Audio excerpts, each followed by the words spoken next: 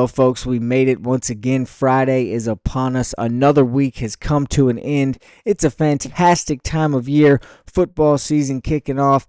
Training camp, NBA preseason right around the corner. The regular season is knocking at the door. And you get a brand new episode of Hornets Daily. Welcome into your one-stop shop for all things Charlotte Hornets. As always, we're presented by the good people over at FanArc, and I'm your host, Vance Ballard, but you know by now, you can call me VB. I want to thank everybody for joining us out there, watching along with us. If you haven't already, hit that subscribe button, leave a like and a comment down in the comment section. As you know, we enjoy watching you guys interact, seeing some of your thoughts on what's going on the show, and getting to interact with you a little bit down in the comment section as we continue to grow and build this Hornets Daily family here on the program.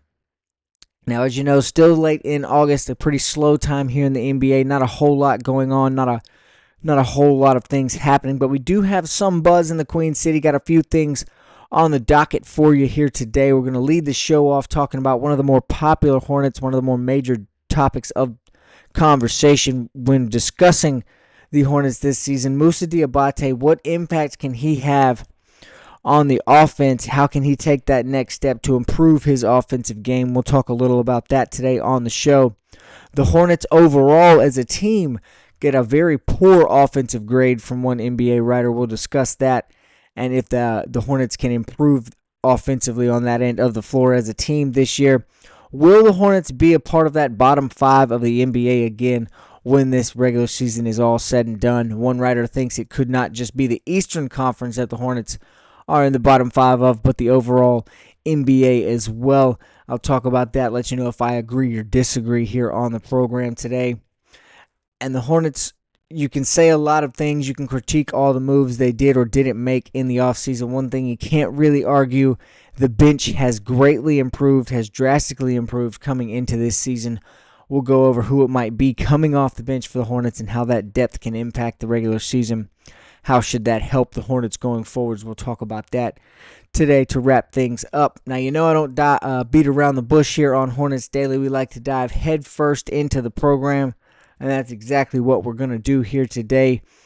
Now, again, I mentioned it's been something we've talked about several times. Musa Diabate, the impact he can have on this season, the role he's going to play for the Hornets as the projected starter for the Charlotte Hornets. What kind of offensive impact can Musa have? We know last year that wasn't his bread and butter. That's where he struggled a little bit. Can he take that next step? Can he improve his offensive game to become more of a threat on that end of the floor and just add something to his bag, if you will, as an NBA starter? Give the defense a little something else to worry about, knowing they now have, knowing that Musa's offensive game is a real threat and something they need to be worried about. One thing he is going to have to get used to as the projected starter at center is playing every night with a size disadvantage. He is going to be one of the smaller guys in the paint when he does suit up at the 5 position. But the most important thing he's going to have to do is improve his offensive game. When called upon last year, Moose showed multiple flashes of greatness on the defensive end of the floor. We know how good of a rebounder he is. He's above average on the defensive end. He's almost practically elite at crashing the glass no matter what end of the floor it's on. So that's something he already brings to the table offensively. But it is going to need to see a bit of an uptick in scoring and production in terms of that for the Hornets to succeed offensively. Now, I'm not saying that Musa cannot score the basketball. He scored 21 the last season, the night after it was announced that Mark Williams was going to be traded to the Lakers. We know that fell through, but he scored 21 on that night. And in his last 2 starts of the season last year, he was averaging 18.5 points per game in those last 2 starts. So the offensive capabilities are there. The ability to score does exist for Musa. And luckily, we've seen footage of him all offseason, all summer in the gym, working on different elements of his offensive game. It appears he's even been trying to develop a little bit of a jump shot, and if he can step outside the paint a little bit, not quite all the way to the three-point arc yet, of course, but if he can take a couple steps outside of that paint, have a bit of a mid-range jumper in his bag, stretch the floor that much more, make the defenders that much more aware of him on the court, that'll go a long ways, not only for his game, but for the Hornets' success as well. Again, if he can take that next step forward, if he can become someone who is a legitimate threat to score double figures, we know he's probably going to grab 10 to 12 rebounds a game anyway. If he can become someone who is a threat to score double figures as well, he should solidify himself as that starting center for the Hornets. He should make us as Hornets fans feel like maybe there is a bright spot going forward, and the Hornets have maybe found their center of the future. Now that, of course, is going to be pending on his uptick in offensive production. If that's something Musa can do, we've seen, again, him working very hard at it in the offseason. He seems ready to take that next step offensively and improve and help bolster the inside for the Hornets. Now, not just Musa, but the entire Hornets team as a whole has been given an offensive grade. Not a ranking this time, but Bleacher Report's Greg Swartz has given grades for each team's offseason improvement or performance, or what they did to bolster their roster in the offseason. And he was not very impressed with the Hornets. He gave them a D+, which feels a little bit harsh. If you ask me, I think the Hornets made more than enough moves. They did more than enough things to solidify the roster. If we're giving a grade, that should probably be a little bit higher, if not way higher, than a D+. But Swartz, however, did compliment the higher success rate that the Hornets do have offensively when LaMelo Ball and Brandon Miller are on the floor together. He just said, unfortunately, that's been few and far between so far in the NBA. Health concerns, obviously, we know all about those, have been a problem, have stifled Brandon Miller and LaMelo Ball getting to play together as much as we would have liked up to this point. But the plan is for that to change this year. Obviously, both of those guys are going to be healthy when the season kicks off. The plan is to keep them that way and see a lot more of them on the floor this season. He also cited the Hornets' second worst offense from a year ago, said that this team is going to be an average offensive unit when Ball plays and one of the worst in the NBA when he doesn't. That's an interesting statement from him as well. Again, I think that's a little bit too much. It's just another example of how down the experts are on the big man situation down in Charlotte. We know that's been talked about all summer ad nauseum here on the program and throughout the rest of the NBA circles.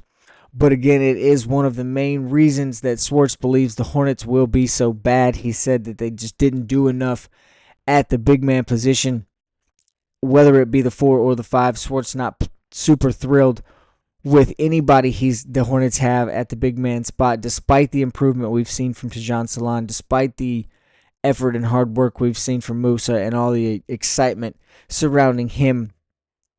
Swartz just not bought all the way into what the Hornets have done. Now, I'm not sure I agree very much with this thought. Again, I'm not an analyst or a writer or an expert or anything like that. I just think that Swartz might be wrong here because pretty much everything the Hornets did this offseason was with the goal of improving their offense.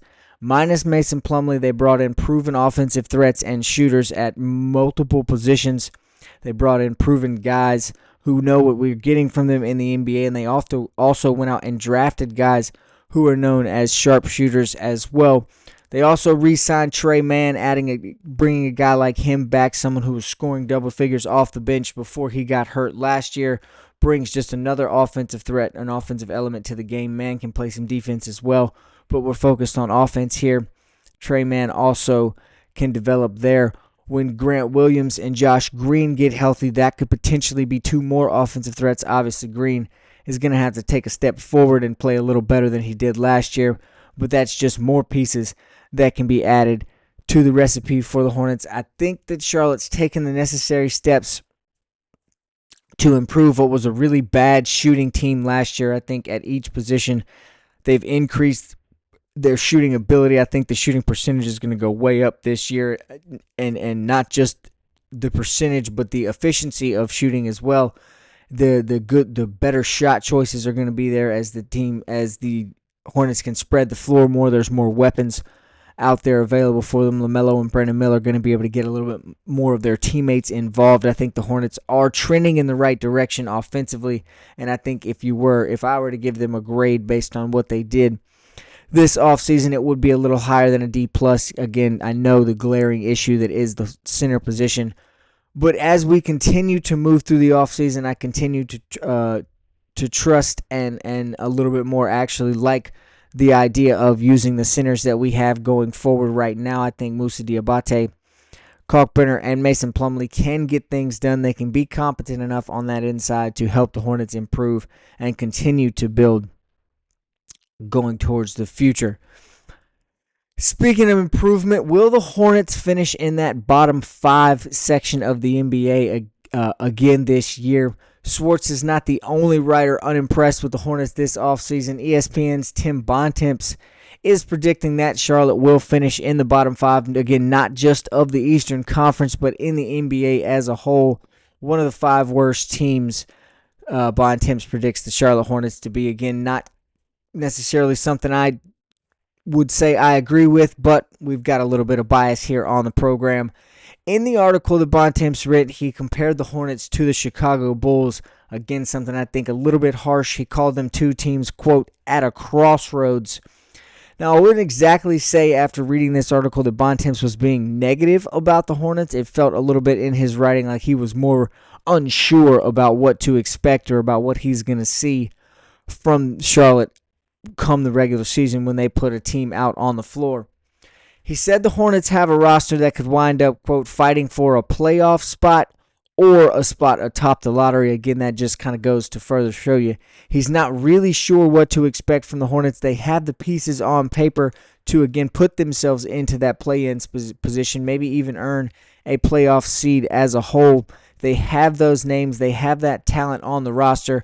But can they execute? Are they going to be able to stay healthy, put guys in the right places, make their shots, and perform and produce offensively and defensively on that end to improve and get themselves out of that bottom 5? Are they going to be capable of doing those things? Call it bias if you want to, but I think the Hornets are in a much, much better spot than the Bulls right now. They have a much more clear vision about what the team is going to look like in the future. The Bulls kind of feel like they're sort of in purgatory, just floating around, trying to figure out what their direction is. The Hornets seem to have a much more solid answer when it comes to that, what their direction is, what the future's going to look like here in Charlotte. And so that comparison there, that one too, felt a little bit unfair. I know you kind of, at this time of year, you kind of got to just pick and choose things to get clicks and get views. But those 2 teams feel like they're in different spots. To me, it seems like the Hornets are a bit ahead of the Bulls in terms of where they want to go and progression and improvement development at this point. Chicago just feels a little more lost than Charlotte does. Now, it's fair and honestly expected at this time of year, especially with the past history of the Hornets, how bad last season was as well, for them to be named in the bottom tier of the league. But I don't think it's going to take very long when the regular season does kick off after watching these guys on the floor, seeing what Charles Lee, the effort he's going to get out of them and how bought in everyone is going to be to what he's selling in his system. I don't think it's going to be very long before the Hornets are drastically or visibly drastically improved and tunes start to change amongst the NBA circles. I think it's going to be pretty quickly into the regular season that it becomes obvious the Hornets are not one of those bottom 5 teams in the NBA. They may not quite be a full-blown contender, but they are definitely going in there in a good spot, and they're going to crawl themselves out of that basement tier, out of that bottom 5 level in the NBA, and again continue to push towards being a playoff contender here in the Eastern Conference. Now, again, speaking of that, we can talk all we want. You can critique all the moves the Hornets did or did not make this offseason. Say all you want to about the lack of depth at the center position. One thing, however, you cannot deny, can't be argued, is that the Hornets drastically upgraded their bench and the production they should get coming off the bench this season.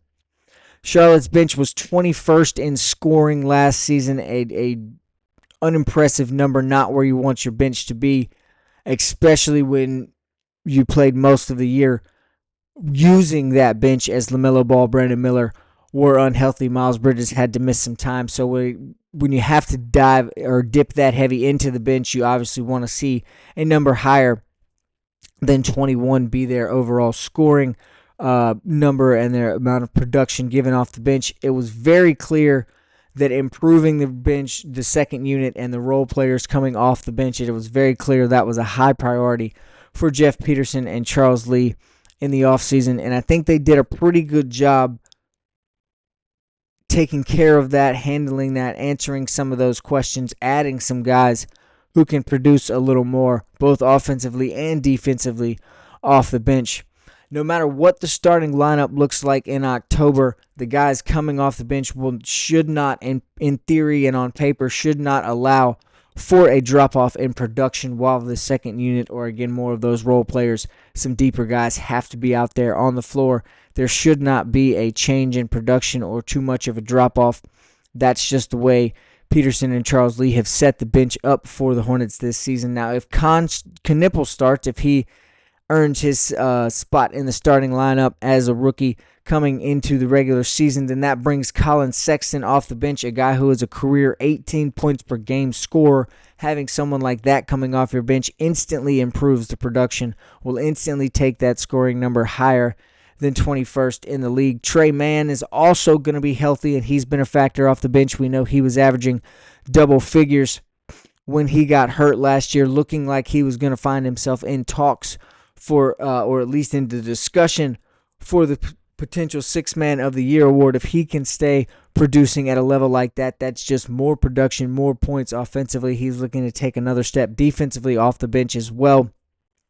Getting a guy like Trey Mann back is going to be huge for the Hornets bench. We know Spencer Dinwiddie is a proven veteran. He can score. We know how he can score, and he can still come in and get his, and we know what we're going to get from him, and as he's going to provide very useful minutes going forward and be a veteran voice off that bench for that second unit.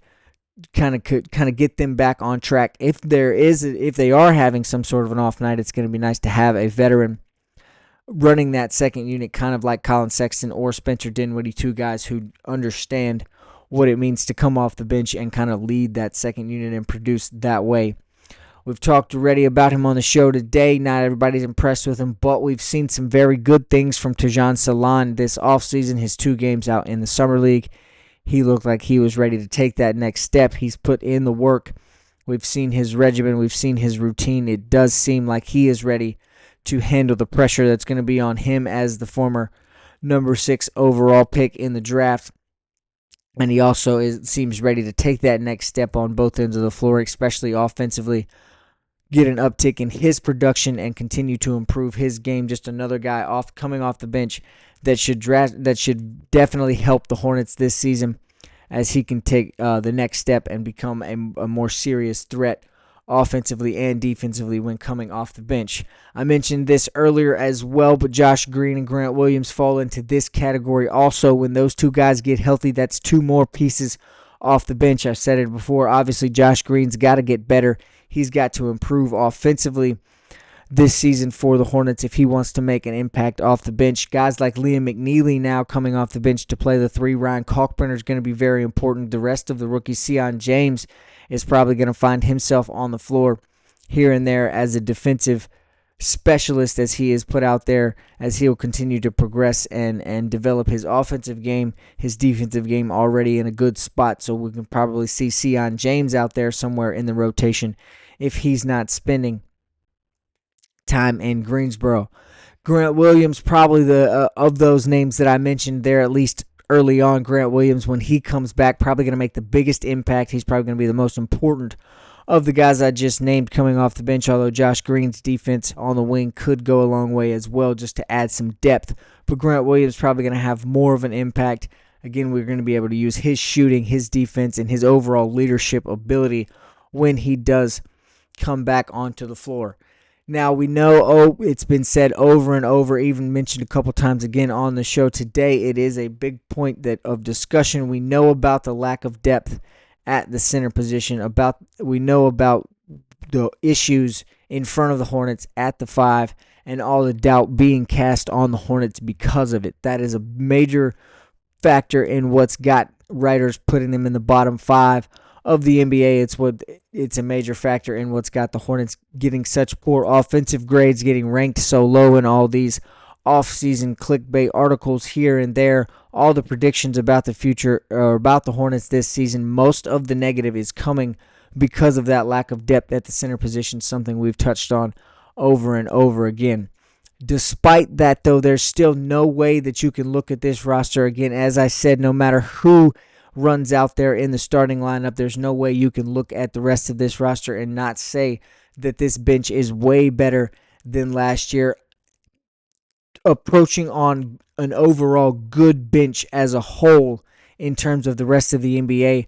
Jeff Peterson, Charles Lee have done a fantastic job building this bench up, allowing for putting together a second unit that should be able to continue to produce. It shouldn't be a drop off. The Hornets shouldn't miss a beat when the second unit is on the floor, being led by veterans, guys who we know can score. Having someone like Colin Sexton come off the bench, if that is the way it's going to go, is going to be huge for the Hornets, as it's basically like bringing in another starter while he's on the floor. He can play two different positions in the NBA. He can run the offense. He can play the two guard if he needs to as well for that second unit. So having him and being a veteran presence as well, having a guy like him, whether he starts or comes off the bench, is going to be a huge step forward for the Hornets. I've told you several times, I think that he's probably going to play himself into a longer tenure here in Charlotte. I think Colin Sexton is going to be a big add. I think he's going to stick around for a little while in Charlotte, but I could be wrong about that. But no matter what, this year he will be utilized and he will be vital, and he'll be an important part of the Hornets' production and improvement going forward.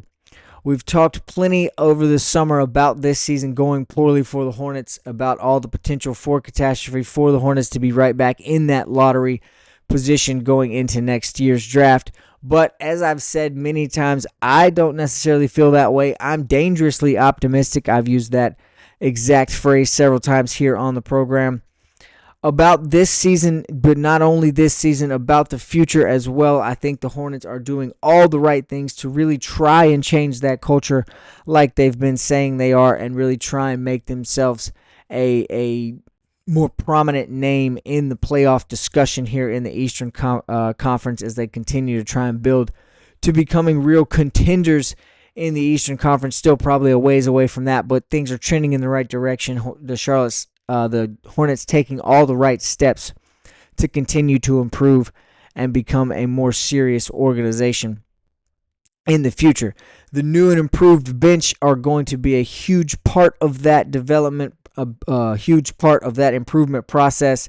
And I think the names that are coming off the bench this season have a lot to do with the optimism that myself and a lot of the rest of this fan base is feeling going into this year. I think it's going to be a big year for the starters. I think it's going to be a big year for the bench. I think the Hornets are going to be drastically improved, and a lot of these writers and analysts in NBA circles are going to learn pretty quickly that this is not the same Hornets team they're used to covering. Again, I understand all the doubt and all the hesitation going into it, but it's not going to take long to realize that this Hornets team is different. Again, not world beaters, not jumping up into Eastern Conference contenders or finals contenders by any means, but it's not the same Hornets. We're not looking at a 19-win team. I think we're going to be closing in closer to 30 wins this season with the Hornets, as they'll take a big step forward and continue to improve. But that's going to be something to keep an eye on. We know we're going closer to September, the preseason training camp right around the corner. But that's going to do it for the show today. As always, thank you folks for watching along with us. Happy Friday. Enjoy your weekend. If you haven't already, hit that subscribe button. Leave a like and a comment down in the comments section. We'll take a look at all your guys' thoughts on the show, and we'll see you right back here on Monday. It'll be September the next time we talk. Have a great weekend, folks. We'll see you on